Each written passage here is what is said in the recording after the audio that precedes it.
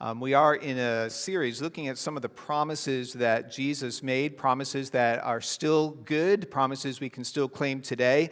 And the one we look at today is a promise that Jesus made after his resurrection, but before he ascended into heaven. And so after Jesus' death and burial and resurrection, there was about 50 days where he appeared to his disciples in a variety of ways.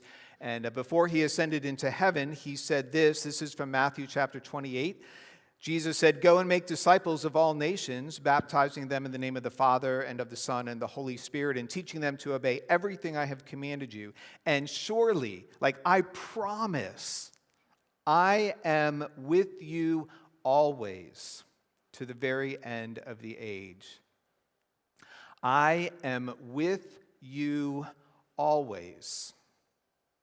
Jesus promised that even though he was not going to be physically present, walking with the disciples in a human form, in a bodily form, that he was still going to be with them. He would always be with them. In every circumstance that they found themselves, in all situations, in all times, in all places, no matter where they went, no matter what they were going through, Jesus makes a promise to them, "I will be with you." Now, the promise came pretty much at the end of Jesus' time with the disciples, but he proved that promise long before that. He proved that promise when he had just recently called his disciples. He had called them together. He was doing some teaching and preaching at the time. He was along the Sea of Galilee and was with them. And after a day of teaching, Jesus said, let's get in a boat and go to the other side of the Sea of Galilee. And so just to kind of orient us, here is a map of the Sea of Galilee and the parts of Israel. And so someday I'm going to get a larger pointer because I know that people in the back can't see this at all. And I apologize for that. But anyway, Capernaum is up here, and they were along the shores of Capernaum. And that's where Jesus was doing his teaching and preaching, and they were headed over to this place, we think in this area called Gergesa, and they were headed into that way, so they're heading through that part of the Sea of Galilee. Now, this entire region, the entire region of Israel, was under the control of Rome. The west side of the Sea of Galilee, this area was predominantly Jewish. This is where we have Cana, we have Capernaum, we've got Nazareth.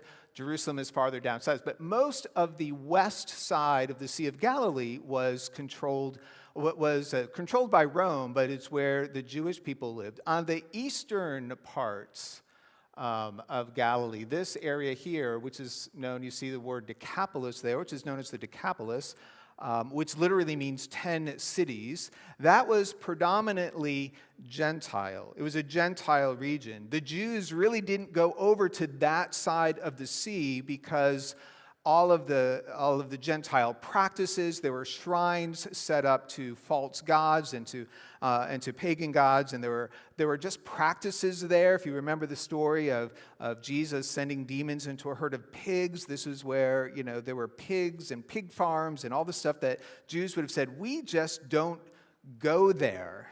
I mean, for the most part, Jews did not head to that area.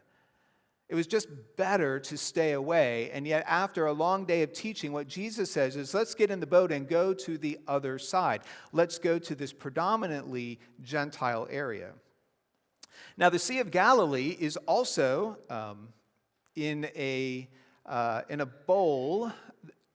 All of the mountains, you can see all the mountains surrounding it. It is the largest freshwater lake at the lowest level. So the lowest lake is actually the Dead Sea, but that is not freshwater. And so this is the largest freshwater lake at the lowest elevation. It is surrounded by mountains, and what happens is the Mediterranean Sea is over here, and so you get all this warm air coming across, and you have the mountains up here and the cold air coming down, and so what happens is oftentimes you can get these two air masses coming. When they hit the mountains, the air mass goes up and then it shoots down into this bowl. And when those two air masses collide, you get incredible storms that can pop up very quickly on the Sea of Galilee. Some of these storms on this sea, it's not a large body of water, but some of the storms can be anywhere from 10 to 20 feet high. The waves can be 20 feet high. Now, when I visited the Sea of Galilee, I was really fortunate. The sea looked like this. That's pretty calm. Now, I chose this particular picture because, it's my little pointer, way in the back, if you can see the mountains back there, that was the other side. That was the Gentile area. And so the disciples were kind of headed that direction when they got onto the sea. But the sea was incredibly calm. And one of the things I learned this week as I was looking at different stories about storms on the Sea of Galilee is that because it is such a warm and dry area, there are not a lot of storms that come up. A lot of the fronts that move across, they're dry. There's not a lot of rain. There's not a lot of storms. And so while the disciples would have been experienced fishermen, they would have dealt with storms, it's not something they would have dealt with a lot. And what was interesting is I was trying to find video of like a massive storm, and I could only find one video from like the late 90s, because there just hadn't been any because it was so calm. There was one video of a couple who went literally to the sea. They're like, we see a storm coming, and we want to see what the ocean is like or what the Sea of Galilee is like when Jesus, calmed the storm. And so they make their way to the edge of the water, and by the time the storm got there, it had kind of petered out. There was just not much there. And so storms, while they did come up, they're not that frequent. And so I can't imagine what it would have been like on that sea in the midst of a severe storm. But that's what happened with Jesus and his disciples. He tells them, get in the boat, we're going to the other side. And when they're in the middle of the Sea of Galilee, far from shore, in an area, the deepest part of the sea, in an area where people believed at that point in time that there was a door to the underworld, and that's where maybe demons came up, that's where sea monsters came up, that was where it was really dangerous.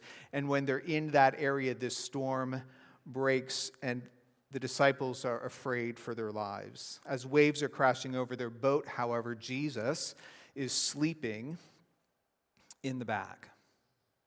And so this is from the Gospel of Mark, chapter 4. Leaving the crowd behind, they took him along just as he was in the boat. There were also other boats with them, and a furious squall came up, and the waves broke over the boat so that it was nearly swamped. Jesus was in the stern, sleeping on a cushion. The disciples woke him and said to him, "Teacher, don't you care if we drown?" He got up, rebuked the wind, and said to the waves, "Quiet, be still." Then the wind died down, and it was completely calm. And he said to his disciples, "Why are you so afraid?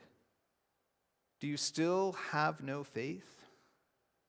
They were terrified and asked each other, "Who is this? Even the wind and the waves obey him." To help us really understand all that's going on in this passage, we have to put it in its context. And so if we look at what happened right before they got in the boat, Jesus had been teaching and preaching to crowds of people. The crowds got so large that Jesus got into a boat and went out just a little way because sound travels really well over water, and so it was kind of a floating stage for him. And it was the first time that Jesus spoke to the crowd, spoke to the people in parables. And the parable that Jesus shares with them is the parable of the sower and the seed. And so Jesus tells a story. A sower went to sow some seeds, and some seed fell on the ground, on the hard-packed path, and birds came along and ate it and took it away. Some seed fell in very shallow soil, and it sprang up quickly, but it had no roots, so eventually it just withered and died. Some seed fell among thorns, and they also grew up quickly, but also the thorns grew up, and in time the thorns choked out the plant, and it died. But some seed fell on the good soil, where it produced a bountiful harvest. Now, the people are thinking, this is a great story. It's a wonderful story. It's the first time people had heard, teaching in parables, and so they all thought it was amazing. But the disciples take Jesus aside and say, Jesus, we don't have a clue what you're talking about. Like, what is this story that you told? And so Jesus explains it to them. The seed is the word that I'm preaching. It's what I'm saying. It's what I'm doing. I'm talking about what God's doing in the kingdom of God. And some people refuse to listen. They refuse to even think about it. And so the word just goes away.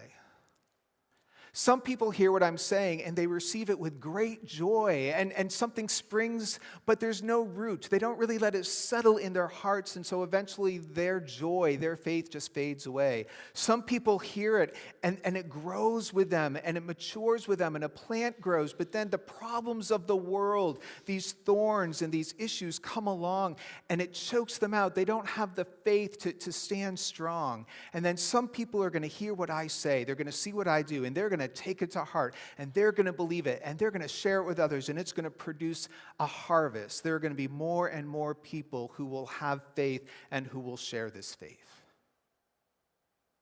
And so the disciples begin to understand a little bit more about what Jesus is saying. And then Jesus tells them another parable. He says, you don't light a lamp and put it under a bushel. When you light a lamp, you do that and you put it on a table to give light to all those around you.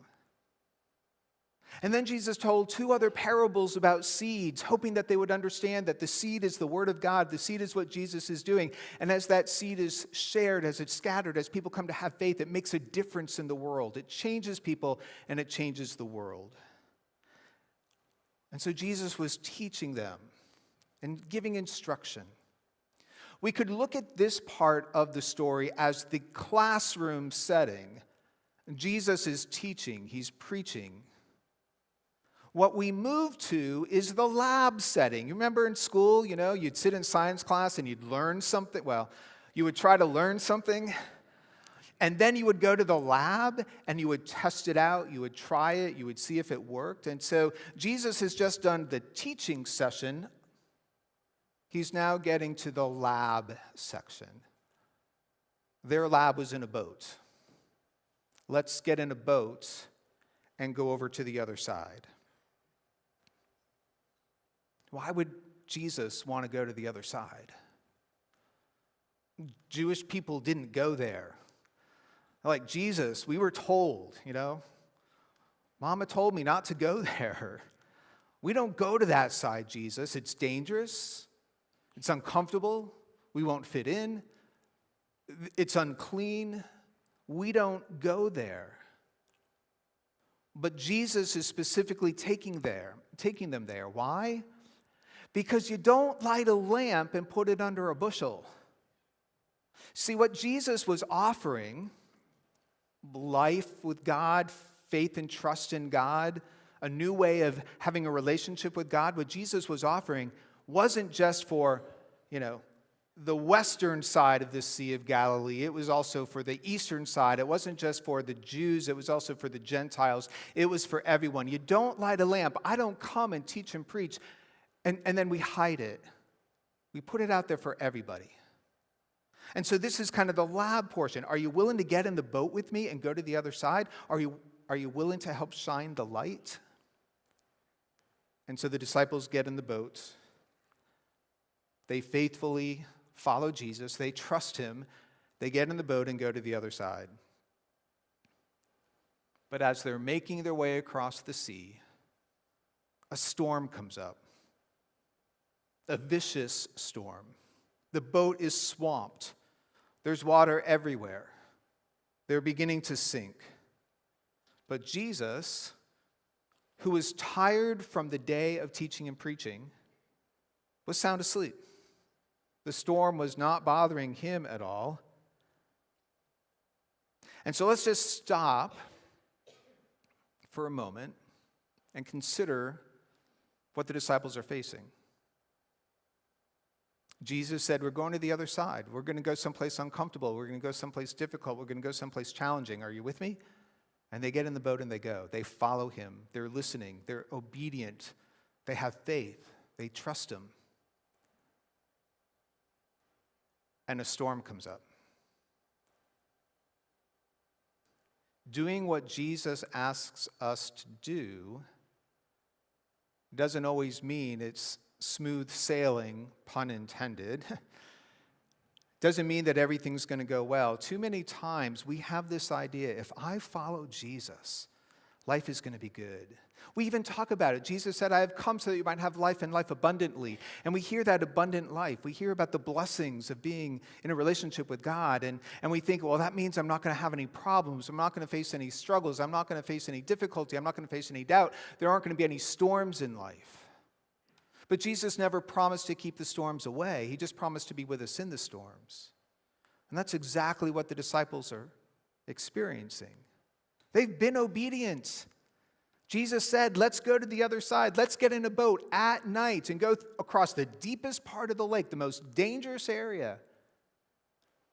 And they were willing to go. And yet a storm came up.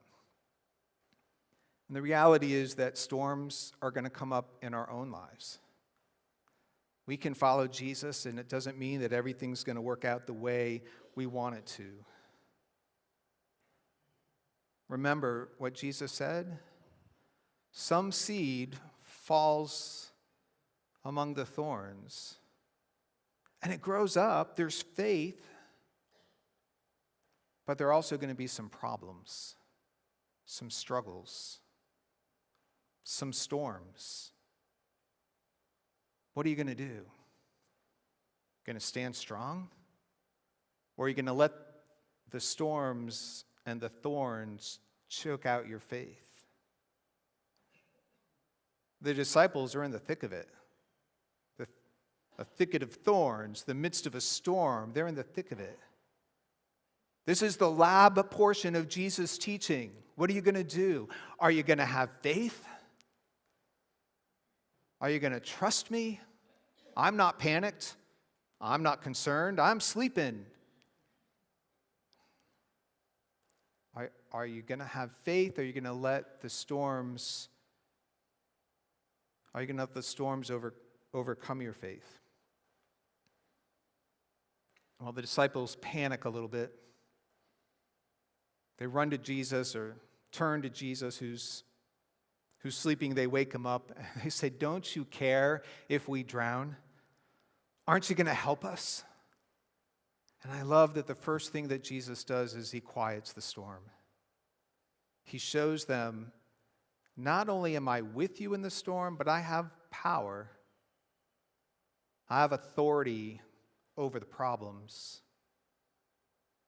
And Jesus speaks a word and he quiets the storm and he stills the waves.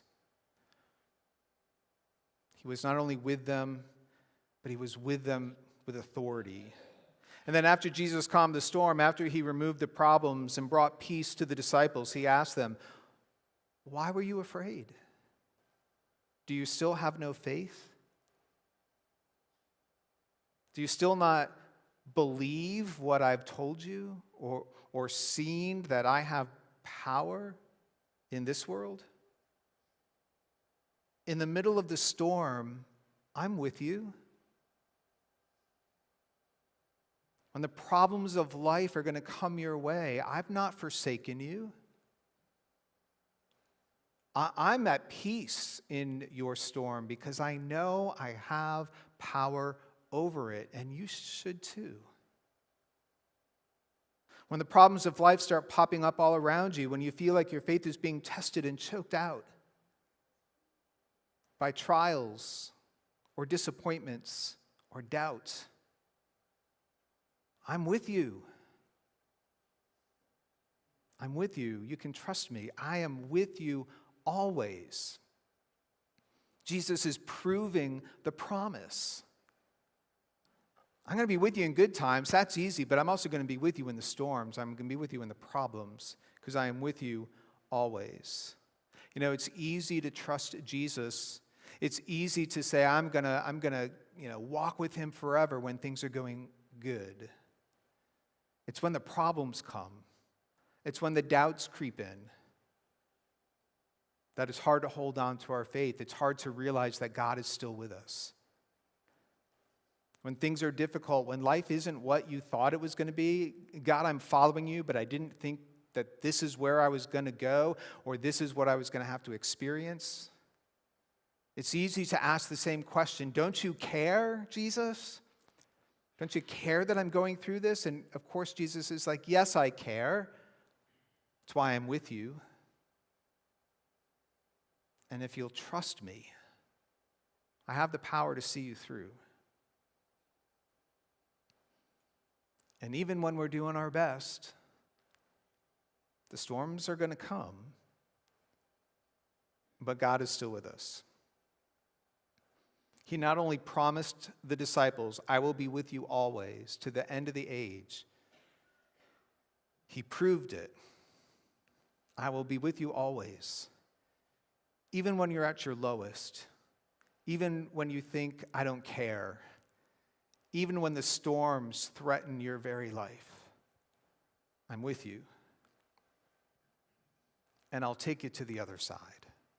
It's one of the things I love about this story. I hadn't really thought of it before, but Jesus said, let's get in the boat and go to the other side. There's a promise there. We're going to go to the other side. Jesus didn't say, hey, let's get in the boat and go die in the middle of the lake. He didn't say that. So can they trust him to get to the other side? They're struggling with that. But Jesus not only proves the promise to get to the other side, but with that promise, he says, I'll always be with you. I'll always see you to the end. I'll always help you get to the other side. There might be storms, there might be problems, but if you look for me, sometimes visually, sometimes with faith, I'll be with you. And I'm with you with strength, and I'm with you in power.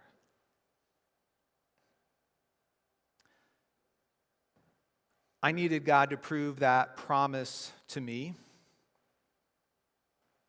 when Jesus asked me to leave Lewisburg as the pastor at St. Paul's United Methodist Church and come be the pastor at Faith Church in Bellefonte. Been a pastor in Lewisburg for 7 years. I loved my church, loved the community, loved the people I was doing ministry with. Things were really good. Things were really beginning to just kind of take off, and I felt really good about it. And so when I was asked to consider making a move, my gut said, no. God, I don't want to. And so, God, if this is what you want me to do, you're going to have to speak really clearly, because I don't want to do this. I didn't have a lot of time to make the decision in the United Methodist Church. They kind of give you a couple days to kind of pray about it, consider it, and think about it. And so I was wrestling with it, basically just telling God over and over again, I'm not going to go, I'm not going to go, I'm not going to go.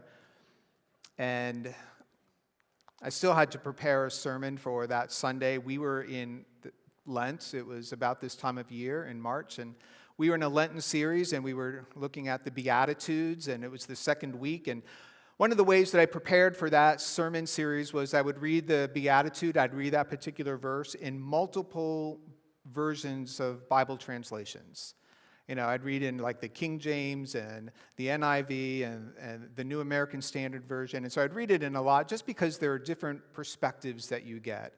And so I read the passage for that Sunday, the Beatitude for that Sunday, in a much more modern translation called The Message.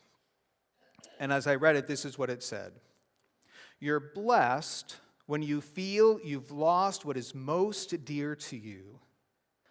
Only then can you be embraced by the one most dear to you. And I read that and immediately knew God was saying, Andy, I'm asking you to go to Bellefonte. Because I knew that what was most dear to me in that moment was my life and my ministry and my friends and the work that I was doing in Lewisburg. I mean, I didn't want to let that go. That was like the most dear to me. That was it. I didn't want to let it go. And here's Jesus saying, you'll be blessed when you feel like you've lost what's most dear to you. Well, I'm like, God, I don't want to lose that. And he's like, well, you'll be blessed if you lose what's most dear to you, because only then can you be embraced by the one most dear to you. Andy, if you're not willing to let it go, are you really following me? And if you're not willing to let it go, how can I embrace you? How can I lead your life? And so I knew in a moment that that was God's voice. And as we heard last week, God still speaks. Predominantly, God still speaks through his word. And there are those moments when it kind of becomes incredibly clear. And as difficult as it was, I knew in that moment I was going to say yes. Kind of like the disciples. When Jesus says, let's get in the boats and go to the other side. And they're like, okay, we're with you, Jesus. And so they get in the boat. And I said yes. But I had a feeling that there were going to be some storms coming.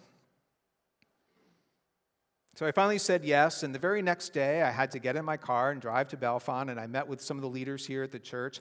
I was welcomed incredibly. It was a wonderful meeting. I felt really encouraged. I knew again, okay, God, this is your will. This is your will. But I got in my car to drive back late that night, and I knew what I was going back to. Because I had to tell my friends and the church and the people there that I was going to move. Let's just say I knew a storm was coming. And I was really struggling with that. And so I still remember getting on Interstate 80, and I was started to head back towards Lewisburg, and I'm in my car and I'm driving, and I look out the windshield, and there, kind of off to the left-hand side, was this incredibly big and large full moon. Just huge. And it stayed like in the exact same position the entire length of Interstate 80 until I got off like at the Milton exit. And so I'm seeing that, and I'm praying, and I'm seeing that, and somehow I just knew, God, you're still with me. I know there's a storm coming. I know it's not going to be easy. I know it's going to be difficult. But you've promised to be with me. And you're with me when it's good. And you're with me when it's hard. And you're with me in the storm. And I heard God saying, Andy, I'm the lamp unto your feet and the light unto your path. If you'll trust me to go to the other side, if you'll let go of what's most dear to you so that I can embrace you, you'll feel the presence and the power. You'll feel my presence and power. Jesus has promised to be with us always, to the very end of the age. Not just through our lives, but to the end of time. You know, if we go back to that passage from Matthew where Jesus makes the promise, right before he makes the promise, Jesus says this, all authority in heaven and on earth has been given to me. All authority, all power in heaven and on earth has been given to me. Therefore, go and make disciples of all nations, baptizing them in the name of the Father, Son, and the Spirit, and teaching them to obey everything I have commanded you. And surely I am with you always to the end of the age. All authority, all power is mine. That's why I can be with you in the storm. All authority, all power is mine. That's why I can be with you at all times, in all places, in every situation, no matter what you're going through, no matter what you experience, no matter when you think that I'm not there or that I don't care. I am with you because I have all power and all authority. And it's not just my presence that is with you, it is my power. And I can lead you through. We may not always get, a full moon lighting our way. We may not always get some kind of sign that's going to remind us that Jesus is with us, but we always get Jesus. We always get Jesus with us. It's a promise that he made. He proved it with his disciples in the midst of the storm on the Sea of Galilee.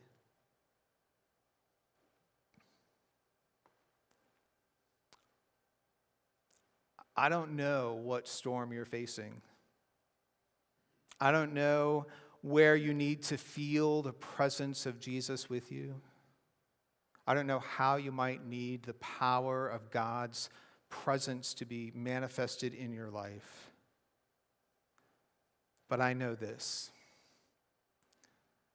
He has promised to take you to the other side. He's promised to be with you. He promises to be with us always. He proves that promise by being with us in the midst of a storm. I don't know what problems you're facing. I don't know where you need hope, where you need healing. But I know this. You are the one that Jesus loves. He promised it. You are the one that he loves. And because of that, he will be with you forever. He'll be with you when things are good. He'll be with you when you're struggling. He'll be with you when you're filled with doubt about yourself, doubt about who he is. He'll be with you when life has fallen apart. He'll be with us to the end of the age. Because he didn't just promise it.